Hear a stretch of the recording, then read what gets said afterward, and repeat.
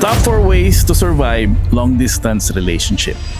And the last one will change how you see LDRs. Para sa ito.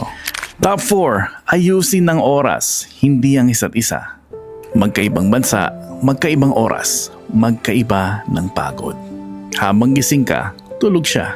Habang may gusto kang ikwento, bukas pa siya makakasagot. Hindi kailangan buong araw magkausap. Kailangan lang malinaw kung kailan kayo may oras para sa isa't isa. Consistency ang hinahanap, hindi control. Top 3. Maliit na bagay, linawin agad. Sa long distance, maliit na tampo pwedeng lumaki kapag pinatagal. Isang late reply, isang maling tono, isang scene. Sa layo, mas mabilis pumasok ang duda kapag walang explanation. Kaya mas piliing mag-usap kaysa maghinala. Mas piliin ang linaw kaysa katahimikan. But here's the part most couple miss. Top 2. Alagaan ang sarili, hindi lang ang relasyon.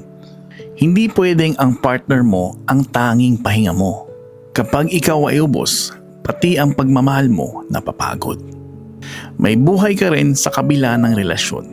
May responsibilidad, may pagod, may sariling pinagdadaanan.